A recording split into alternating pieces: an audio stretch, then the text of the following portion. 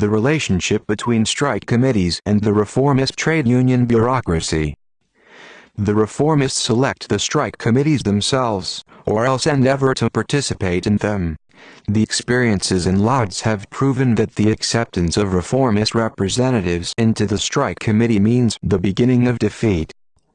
It is therefore absolutely necessary to see to it that the strike committees are prevented from falling under the influence of social democracy and the reformist trade union bureaucracy, and to resolutely fight against the cooperation of official representatives of reformist trade unions on strike committees. No official representation of reformist trade unions should be permitted on the strike committees. The adherents of the Profintern must counteract all the efforts of the representatives of the reformist trade unions to penetrate into the strike committee by putting forth the slogan that all members of the strike committee must be elected by all the workers, organized and unorganized as well.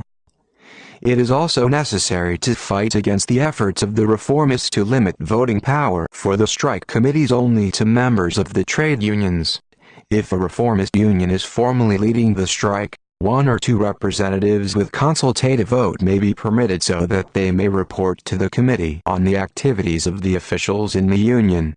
All efforts to weaken the struggle against the trade union bureaucracy during the strike on the grounds that they are now at the head of the strike must be most vigorously condemned. It is especially during strikes that intensified work is necessary, exposing the reformist trade union bureaucracy, their methods of breaking strikes, their manipulations behind the backs of the workers, their connections with the bourgeoisie, with bourgeois governments, etc. This work of exposure must be carried on not only by the party press, not only by the press of the trade union opposition, but especially by the strike committees, as only by counterposing the strike committees to the trade union bureaucracy is it possible to attain actual independent leadership of economic struggles. The slightest ideological or organizational dependence of the strike committee on the reformist trade union bureaucracy or the weakening of the fight against it may lead to the fall in authority of the trade union opposition and the strike committees created through its initiative.